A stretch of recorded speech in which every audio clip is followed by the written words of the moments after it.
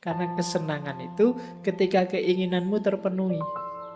Kalau keinginanmu terpenuhi, kamu senang. Kalau sudah senang, bahagia.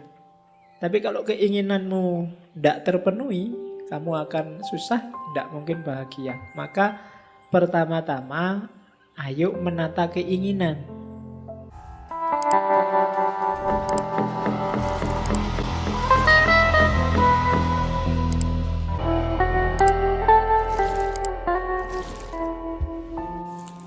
Epicurus dikenal karena filosofinya yang menekankan pencarian kebahagiaan dan kenikmatan sederhana. Menurut Epicurus, menata keinginan merupakan kunci untuk mencapai kebahagiaan yang sejati. Epicurus meyakini bahwa kebahagiaan tidak terletak pada kemewahan atau kenikmatan fisik semata, melainkan terletak pada pemahaman dan penilaian yang benar dan bijak terhadap keinginan.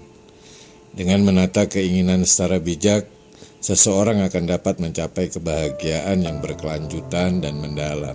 Kita lihat ya sumber kebahagiaan. Untuk sampai pada bahagia, kita kan harus senang. Sesuatu itu menyenangkan, pertama-tama syaratnya harus cocok dengan keinginan. Jadi keinginan nomor satu dulu. Karepmu apa? Cita-citamu apa? Keinginanmu apa? Sumbernya bahagia dan senang dari situ.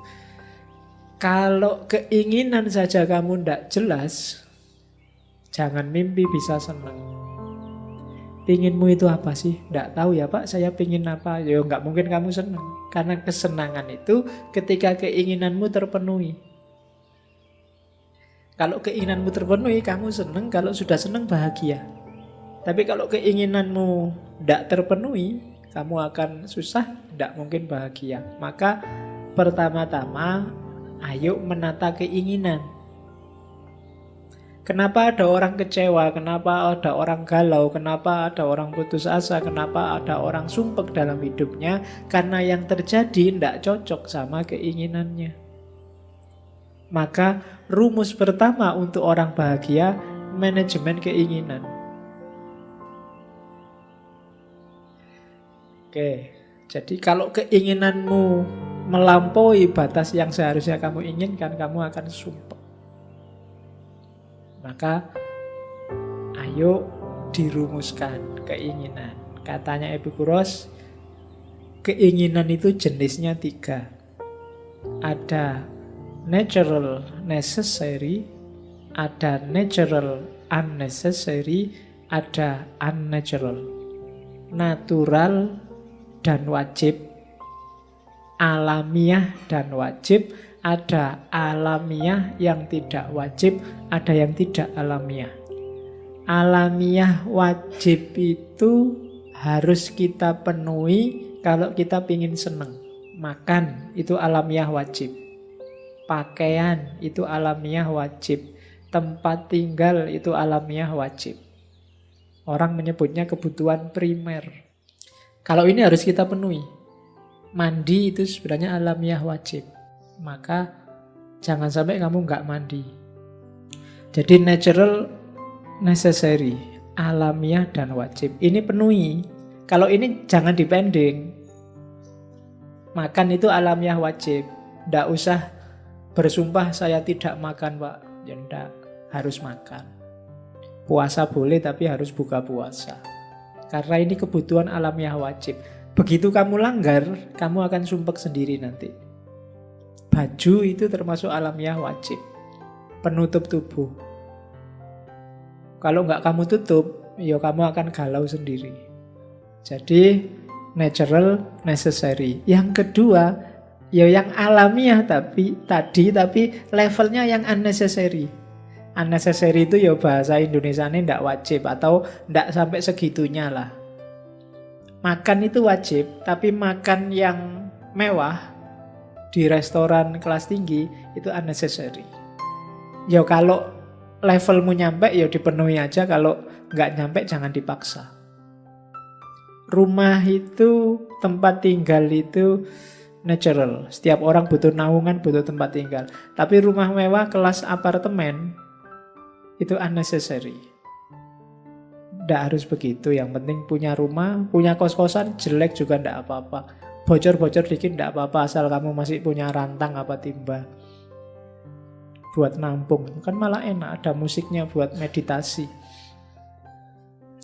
Loh, itu kan kalau hujan kan ritmenya mesti teratur. Itu kan kamu bisa meditasi dengan suara embermu yang kejatuhan air. Tidak harus yang mewah. Yang mewah boleh kalau memang kamu mampu, tapi itu unnecessary.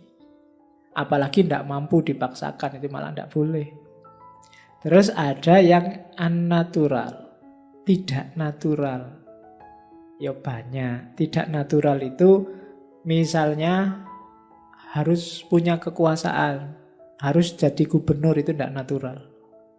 Harus punya pacar cantik, tidak natural. Harus banyak yang tidak natural kalian. Jadi natural necessary, natural unnecessary, unnatural. Hati-hati dengan keinginan yang tidak natural. Kalau tidak penting banget, mending tidak usah. Pak, saya ingin terkenal sekali, Pak. Jangan. Terkenal itu nggak natural. Tapi saya ingin jadi artis, boleh. Tidak apa-apa. Tapi terkenalnya itu jangan jadi keinginan. Biasanya yang tidak natural ini sumber kekecewaan.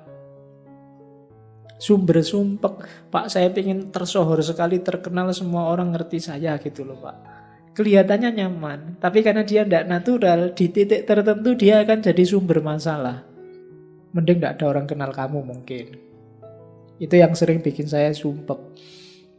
Saya ada langganan angkringan itu sekarang sudah jarang tak datangi. Gara-gara yang angkring ngerti sekarang kalau saya dosen. Awalnya aku santai wae, begitu ada mahasiswa datang, wah Pak Faiz, salaman cium tangan, salamat wis. Ya. Kalau saya datang, wah ini Pak dosen, monggo Pak ngersakaken nopo, ndak enak, ndak natural sudah. Jadi unnatural, jangan dikira popularitas itu membahagiakan. Kekuasaan juga begitu. Jangan dikira kamu ngincer kekuasaan sampai mengorbankan banyak hal.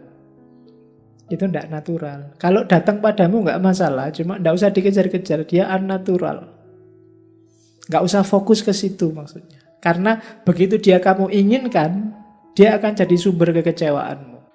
Kalau yang natural necessary, boleh kamu inginkan kalau memang dalam ring kekuatanmu, kapasitasmu. Kalau yang natural necessary, harus kamu inginkan. Biar kamu tidak ketipu. Jadi penataan pertama itu. Ingatlah kategori-kategorinya.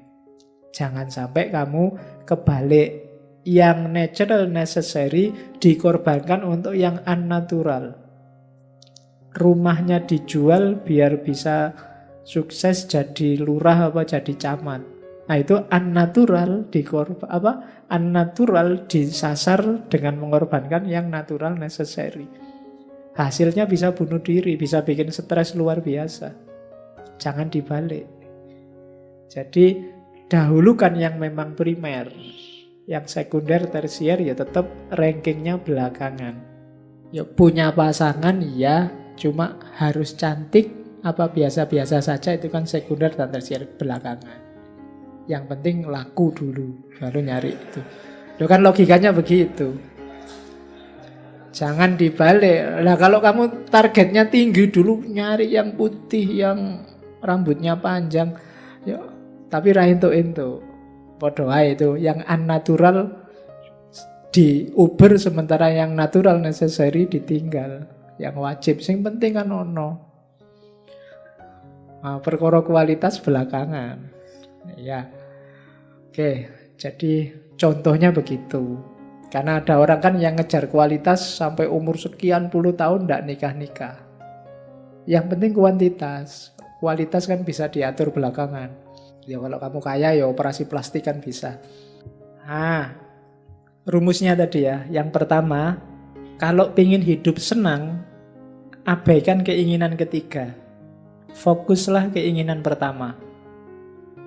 Jadi fokusmu itu gimana caranya kebutuhan primermu terpenuhi cukup.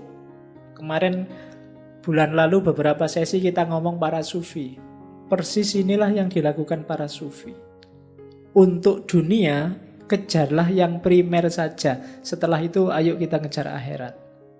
Bahwa nanti yang nomor 2 sama nomor 3 datang, ya silahkan aja, cuma enggak jadi fokus lagi. Datang ya biar datang aja dan enggak terikat dengan itu. Enggak butuh kaya, enggak butuh terkenal, enggak butuh banyak yang suka, enggak penting. Tapi kalau itu datang, ya biar aja datang. Kita enggak terikat sama itu. Jadi untuk dunia, penuhi yang nomor 1 saja. Kalau yang nomor 2, itu rumus kedua. Kita boleh memenuhi keinginan kedua asal tidak kontraproduktif. Kontraproduktif itu kita pinginnya seneng malah sebaliknya. Jadi susah. Punya rumah saja cukup. Tapi karena kita mengejar rumah yang mewah, akhirnya kita utang. Begitu kita utang, ya benar kita punya rumah mewah, tapi tiap hari nggak bisa tidur. Mikir bayar utang. Itu namanya kontraproduktif, rumus kedua. Boleh sih kamu memimpikan level kedua, yang natural unnecessary, tapi hitunglah jangan sampai hasilnya justru sakit, bukan seneng. Kalau hasilnya malah sakit, itu berarti keliru. Wong tadi kita nyari seneng kok, biar bahagia. Logika ini mungkin boleh dipakai bagi perempuan-perempuan yang mau poligami. Mau dipoligami. Istri 1 itu primer, cukup. Tapi istri 2, 3 itu unnecessary. Kalau hasilnya hanya sumpek, gegeran, galau, ya mending nggak usah. Itu namanya bunuh diri. Pakai rumusnya Epikuros loh ya. Jadi harus dihitung beneran. Mau nambah 1 lagi, tapi kok hasilnya tawuran tiap hari, sumpek aku. Berarti jangan. Kalau kamu nekat, itu namanya nggak jadi seneng, jadi sumpek. Jangan. Ya apa-apa kamu harus pinter ngitung ini. Kalau di Epikuros rumusnya jangan sampai menimbulkan sakit, itu aja kuncinya. Kalau menimbulkan sakit berarti enggak. Terus keinginan yang unnecessary yang nomor 3 itu biasanya senengnya sebentar, tapi dalam jangka panjang akan melahirkan kecewa, tidak puas, tidak nyaman, bahkan kesehatan yang rusak. Ya kayak makanan mewah tadi, makan di restoran, junk food tiap hari. Sekarang enak, tapi dalam jangka panjang kesehatanmu jatuh. Terkenal, enak, tapi dalam jangka panjang mungkin kamu akan banyak kecewa, banyak disusahkan oleh keterkenalanmu. Karena kamu terkenal, terpaksa kemana-mana kamu mikir penampilan. Masa orang terkenal kok kayak gini? Bajunya harus bagus dong, harus tampilnya enak dilihat dong, harus malah mahal, malah menyusahkan. Sukses juga begitu. Sudah terlanjur kamu mengejar kesuksesan materi, begitu kaya luar biasa, ya kayak tadi kamu jadi sumpek sendiri. Melindungi hartamu, mengembangkan hartamu, muter modalmu, dan seterusnya. Harusnya orang hartanya lebih banyak itu kan lebih santai. Tapi dalam kenyataannya, yang hartanya lebih banyak, lebih capek, lebih sumpek. Itu karena cara berpikirnya mengabaikan yang natural necessary, fokusnya pada yang unnatural atau yang unnecessary. Jadi keinginannya harus ditata. Terus ya penataan itu tidak hanya memperhatikan sekarang, tapi juga jangka panjangnya. Jadi tatalah keinginan. Kuncinya orang bahagia yang pertama. Dari keinginanmu yang beres, keinginanmu yang mudah dipenuhi, berarti segera kamu akan sampai pada kebahagiaan. Tapi kalau keinginanmu susah dipenuhi, ya masih lama bahagianya. Baik, saya akhiri sekian kajian malam hari ini. Kurang lebihnya mohon maaf. Wallahul muwaffiq, wallahu a'lamu bissawab. Wassalamualaikum warahmatullahi wabarakatuh.